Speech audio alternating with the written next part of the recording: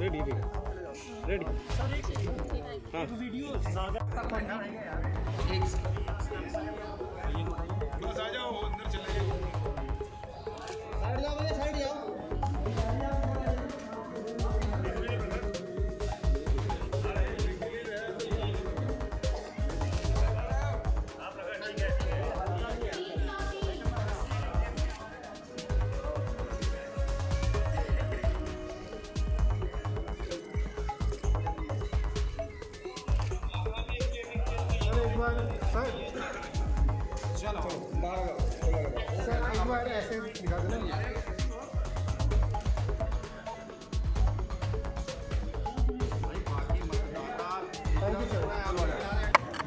इस बार 400 पार से ज़्यादा एनडीए की सीटें आएंगी, 370 से ज़्यादा भाजपा की सीटें आएंगी और फिर एक बार मोदी सरकार बनेगी। सर, लेकिन फर्स्ट फेज़ की वोटिंग के बाद जिस तरीके से अपोजिशन ये कह रहा है कि कहीं ना कहीं जो दावे किए जा रहे हैं बीजेपी की तरफ से वो सही साबित नहीं होंगे और वो कह रहे हैं कि एक बड़ा चंक ऑफ वोटर्स उनके साथ में गया है।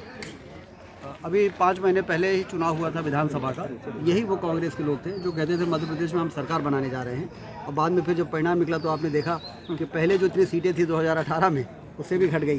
कांग्रेस के तो जमीन से जब कोई पार्टी कोई नेता कट जाते हैं तो उनको धरातल की वास्तविकता समझ में नहीं आती है, इसलिए वो ऐसी बातें कर रहे हैं।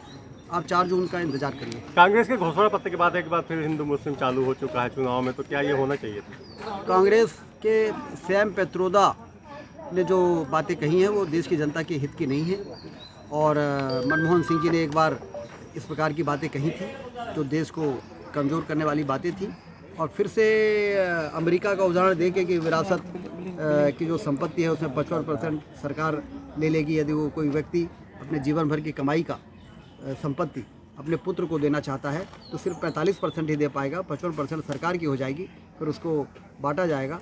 तो इस प्रकार की जो बातें कही गई, और मनमोहन सिंह जी ने कह दिया था कि देश की संपत्ति में अल्पसंख्यकों का पहला अधिकार है, तो ये दोनों चीज़ों को यदि आप लिंक करें तो खतरनाक बात है।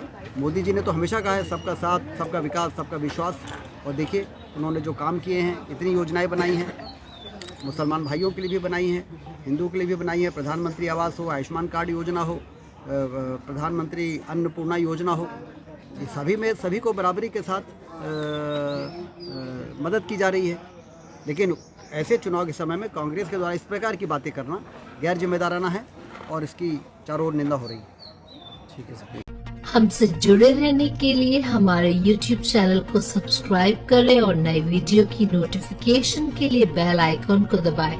अगर आप ये वीडियो Facebook पर देख रहे हैं तो लाइक जरूर करें और ज्यादा से ज्यादा शेयर करें। धन्यवाद।